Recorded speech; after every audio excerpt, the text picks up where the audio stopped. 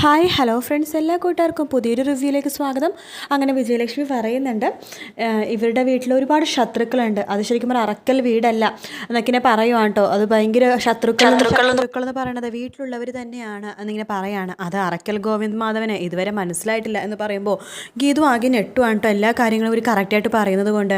അതിനുശേഷം നമ്മുടെ ഗീതുവിൻ്റെ കൈകൾ പിടിച്ചിട്ട് നമ്മുടെ വിജയലക്ഷ്മിനെ പിടിക്കുന്ന സമയത്ത് നേഴ്സ് പറയുന്നുണ്ട്, ഗീതുവിന് ആക്സിഡൻറ്റ് നടന്ന സമയത്ത് വിജയലക്ഷ്മി മാമാട്ടോ രക്ഷിച്ചത് എന്ന് പറയാണ്.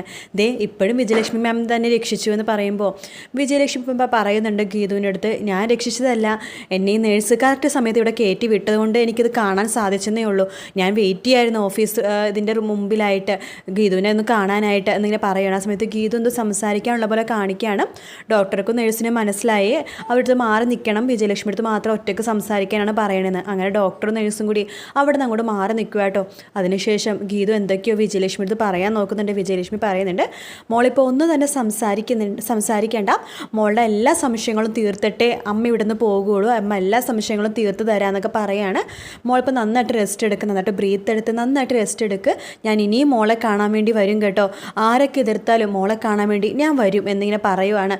അതിനുശേഷം ഗീതുവിനെ നന്നായിട്ട് ആശ്വസിപ്പിക്കണമൊക്കെ ഉണ്ട് കേട്ടോ. എനിക്ക് എല്ലാ കാര്യങ്ങളും അറിയാം മോളെ, നിങ്ങൾ ഒരുപാട് ശത്രുക്കൾ കൊല്ലാൻ നോക്കുന്നുണ്ടെങ്കിലും അതൊക്കെ തന്നെ ഗോവിന്ദൻ്റെ വീട്ടിലുള്ളവർ തന്നെയാണെന്നൊക്കെ എല്ലാം എനിക്കറിയാം എന്നൊക്കെ ഇങ്ങനെ പറയുവാണ്. അതിനുശേഷം നമ്മുടെ വിജയലക്ഷ്മിയുടെ മനസ്സിലിങ്ങനെ പറയുവാണ്, എന്തൊക്കെ വന്നാലും ഞാൻ ഇവരെ പ്രൊട്ടക്റ്റ് ചെയ്യും, എപ്പോഴും ഞാൻ ഇവരുടെ കൂടെ ഉണ്ടാകും എന്നിങ്ങനെ പറയുവാണ്. അതിനുശേഷം നേഴ്സ് അകത്തേക്ക് കിടക്കുന്നുണ്ട്.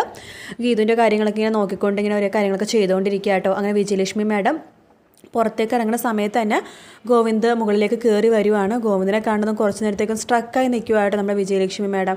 അതിനുശേഷം ഗോവിന്ദിനെ തന്നെ ഇങ്ങനെ നോക്കിക്കൊണ്ടിരിക്കണം, തൻ്റെ മോൻ ഒരുപാട് വർഷങ്ങൾക്ക് ശേഷം കാണുന്നതുകൊണ്ട് ഇങ്ങനെ തന്നെ നോക്കിക്കൊണ്ടിരിക്കുക. അതിനുശേഷം ഗോവിന്ദിനെ കണ്ടു കഴിഞ്ഞാൽ പ്രശ്നമാവുമെന്ന് മനസ്സിലായിട്ട് സാരിയുടെ മുന്താണി വെച്ച് മുഖം മറയ്ക്കുവാണ്. അതിനുശേഷം അവിടെ നിന്ന് പോകുന്നുണ്ട്. പക്ഷേ എങ്ങനെയൊക്കെയോ നമ്മുടെ ഗോവിന്ദ് മനസ്സിലാക്കുന്നുണ്ട് അത് വിജയലക്ഷ്മി മാഡം തന്നെയാണ് പോണതെന്ന്. പെട്ടെന്ന് തന്നെ ഗോവിന്ദ് തിരിഞ്ഞ് നോക്കുവാണ്. അപ്പോൾ തന്നെ അവർക്ക് മനസ്സിലായി ഗോവിന്ദ് കണ്ടുപിടിച്ചെന്നു. അങ്ങനെ വിജയലക്ഷ്മി പതിക്കെ തിരിഞ്ഞ് നോക്കുന്നുണ്ട്. അങ്ങനെ ഒരു പരസ്പരം മുഖത്തോട് മുഖം നോക്കിയിരിക്കുകയാണ്. കുറേ നാളിന് ശേഷം വിജയലക്ഷ്മിനെ കണ്ടിട്ട് ഗോവിന്ദ് കുറച്ചൊരു അങ്ങനെ തന്നെ നോക്കിക്കൊണ്ടിരിക്കുക കേട്ടോ. ശേഷം പറയുന്നുണ്ട്, നിങ്ങൾ എന്തിനാണ് ഗീതുവിൻ്റെ കൂടി എന്നിലേക്ക് വെറുതെ ഞങ്ങളുടെ കാര്യത്തിൽ ഇടപെടാൻ വേണ്ടി നോക്കണത്? ഞാൻ ജീവിതത്തിൽ ഒരിക്കലും കാണാനും കേൾക്കാനും ആഗ്രഹിക്കാത്ത ഒരു പേരും ശബ്ദമാണ് നിങ്ങളുടേത്. നിങ്ങൾ എന്തിനാണ് വീണ്ടും വീണ്ടും എൻ്റെ ജീവിതത്തിലേക്ക് കടന്നു വരാൻ വേണ്ടി ഇടിച്ച് കയറി വരാൻ വേണ്ടി നോക്കണമെന്നൊക്കെ പറയുമ്പോൾ, ഞാനില്ലായിരുന്നെങ്കിൽ ഗോവിന്ദ് മാധവന് ഇപ്പോൾ ഭാര്യ ജീവനോട് ഉണ്ടാവില്ലായിരുന്നു എന്ന് പറയാണ്. ഇതൊക്കെ നിങ്ങളുടെയും ഗീതുവിൻ്റെ അഭിനയമാണ്. ഈ ആക്സിഡൻ്റ് ഒന്നും നിങ്ങൾ മനഃപൂർവ്വം ഉണ്ടാക്കിയതല്ലേ, നിങ്ങൾ രണ്ടും കൂടി ചേർന്നുണ്ടാക്കിയതല്ലേ എന്നൊക്കെ പറയുമ്പോൾ നമ്മുടെ വിജയലക്ഷ്മി മേഡം പറയുന്നുണ്ട്, നീ അങ്ങനെയൊക്കെയാണ് വിചാരിക്കണതല്ലേ, അല്ലെങ്കിലും നിൻ്റെ അച്ഛൻ്റെ സ്വഭാവം തന്നെ നിനക്കും കിട്ടിയിരിക്കുന്നത്, ഒരു കാര്യവും മനസ്സിലാക്കാതെ എടുത്തു ചാടി സ്വയമായിട്ട് അങ്ങോട്ട് തീരുമാനിക്കും എന്ന് പറയാണ്.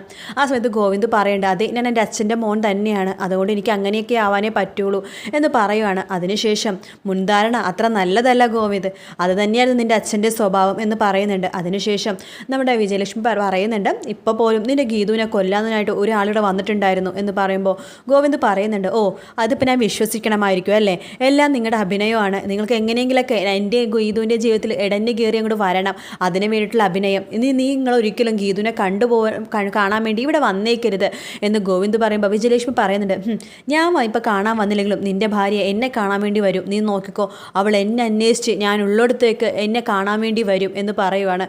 അത് കേട്ട് നമ്മുടെ ഗോവിന്ദ് ഇങ്ങനെ നോക്കിക്കൊണ്ടിരിക്കുകയായിട്ടോ.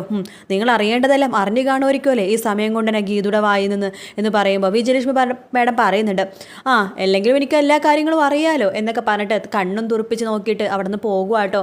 ആ സമയത്ത് മഹേഷ് അവിടേക്ക് വരുന്നുണ്ട്. മഹേഷ് നോക്കുമ്പോൾ ഇവർ രണ്ടുപേരും സംസാരിച്ച് നിൽക്കുന്നതാണ് കാണുന്നത്. ശേഷം വിജയലക്ഷ്മി സ്റ്റെപ്പ് ഇറങ്ങനെ പോകുമ്പോൾ മഹേഷ് ഇങ്ങനെ നോക്കുന്നുണ്ട്. അതിനുശേഷം മഹേഷ് വേഗം തന്നെ ഗോവിന്ദിൻ്റെ അടുത്തേക്ക് പോകുന്നുണ്ട്. എടാ, ഇത് വിജയലക്ഷ്മി സുബ്രഹ്മണ്യം അല്ലേ, ഇവരാണല്ലേ ഗീതുവിനെ രക്ഷിച്ചത്, ഞാൻ അറിഞ്ഞായിരുന്നു. ഇവരെ നീ എന്താ ഇപ്പം സംസാരിച്ചത്, നന്ദി പറഞ്ഞതായിരിക്കും അല്ലേ, നന്ദിയൊക്കെ പറഞ്ഞു അവരോട്? പറഞ്ഞു എന്ന് ഗോവിന്ദ് പറയുന്നുണ്ട്. നന്ദി മാത്രം പോരട്ടോ, അവർക്ക് നല്ലൊരു ട്രീറ്റ് നീ കൊടുക്കണമെന്ന് പറയുമ്പോൾ അതൊക്കെ എന്താണെന്ന് വെച്ചാൽ വേണ്ട പോലെ ചെയ്തോളാം എന്ന് ഗോവിന്ദ് പറയാണ്. അതിനുശേഷം മഹേഷ് പറയുന്നുണ്ട്, ഗീതുവിനിപ്പോൾ എങ്ങനെയുണ്ട് എന്ന് പറയുമ്പോൾ ഗീതുവിന് വലിയ കുഴപ്പമൊന്നും ഇല്ലെന്ന് തോന്നുന്നു, ഡോക്ടറെ കണ്ടിട്ടില്ലെന്നുകൊണ്ട് ഡോക്ടറെ കാണാൻ വേണ്ടി പോകണം. അപ്പോൾ ഡോക്ടർ ഇങ്ങനെ ഗോവിന്ദനോട് ഇപ്പോൾ സംസാരിക്കുന്ന സമയത്ത് രാധികാമ്മ വിളിക്കുന്നുണ്ട്. പക്ഷേ ഗോവിന്ദ് ഫോൺ എടുക്കുന്നില്ല കേട്ടോ.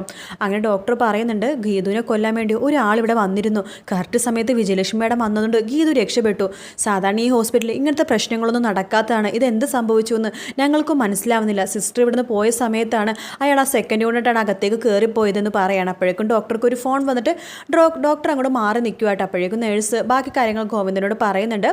എന്തായാലും ഭയങ്കര ഒരു ഇതായിരുന്നു.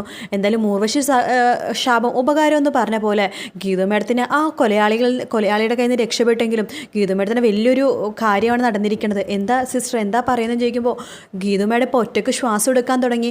ആ കൊലയാളി മാസ്ക് മാറ്റി കൊല്ലാനാണ് നോക്കിയത്. അതുകൊണ്ട് പെട്ടെന്നുള്ള വെപ്രാളം കൊണ്ടായിരിക്കണം. ഗീതു മേഡം ശ്വാസം എടുക്കുന്നുണ്ട്, ഇപ്പം നന്നായിട്ട് ശ്വസിക്കുന്നുണ്ട്. ഇനിയിപ്പോൾ എന്തായാലും രാത്രി ആകുമ്പോഴേക്കും നോർമൽ വാർഡിലേക്ക് മാറ്റാം എന്ന് സിസ്റ്റർ പറയുവാണ്.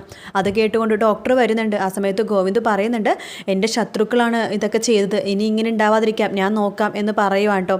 ശേഷം ഗോവിന്ദ് അവിടെ നിന്ന് പോകുന്നുണ്ട്. നമ്മുടെ രാധികാൻ പറയുന്നുണ്ട് അയാളെങ്ങാനും കണ്ടുപിടിച്ചാൽ ഞങ്ങളാണ് ഇതിന് പിന്നിലെന്ന് മനസ്സിലാകോ എന്ന് ചോദിക്കുമ്പോൾ സുവർണ പറയണ്ടേ ഒരിക്കലും ഇല്ല, അങ്ങനെ കണ്ടുപിടിച്ച ചേതൻസ് ഗ്രൂപ്പാണ് അങ്ങനെ ചെയ്തതെന്ന് പറയാൻ വേണ്ടി ഞാൻ പറഞ്ഞു കൊടുത്തിട്ടുണ്ടെന്ന് പറയുമ്പോൾ നമ്മുടെ അജാസ് പറയണ്ട ഇനിയിപ്പോൾ എന്ത് കൊലപാതകം നടന്നാലും ചേതൻസ് ഗ്രൂപ്പിൻ്റെ തലയിലിട്ടാൽ മതിയല്ലോ, ശരിക്കും പറഞ്ഞാൽ അവരൊരു കാര്യത്തിൽ ഇടപെട്ടിട്ട് പോലുമില്ല നമ്മുടെ എന്ന് പറയുമ്പോൾ സുവർണ പറയുന്നുണ്ട് എന്തായാലും അയാളെ പിടിക്കപ്പെട്ട അയാൾ ചേതൻസ് ഗ്രൂപ്പിൻ്റെ കാര്യം പറയത്തുള്ളൂ എന്ന് പറയുവാണ്. എന്നാലും ഐസിയുയിൽ കയറിയ ആ പെണ്ണ് ആരായിരിക്കും എന്ന് സുവർണ ചോദിക്കുകയാണ്. എന്തായാലും മേഡം ഒന്ന് വെയിറ്റ് ചെയ്യൂ, 9 മണിയാകുമ്പോഴേക്കും ആ പെണ്ണ് ആരാന്ന് കണ്ടുപിടിക്കാനുള്ള കാര്യങ്ങളൊക്കെ ഞാൻ ചെയ്തിട്ടുണ്ടെന്ന് പറയുമ്പോൾ നമ്മുടെ രാധികാൻ പറയുന്നുണ്ട് അതിപ്പോൾ സുവർണ കണ്ടുപിടിച്ചില്ലെങ്കിലും അവിടെ എൻ്റെ ആളുകളൊക്കെ ഉണ്ട്, അവരോട് ഞാൻ പറഞ്ഞിട്ടുണ്ട് CCTV ഫോട്ടേജ് നോക്കിയിട്ട് ആ സ്ത്രീ ആരാണെന്ന് കണ്ടുപിടിക്കണമെന്ന് പറയുന്നിടത്താണ് എപ്പിസോഡ് തീരുന്നത്.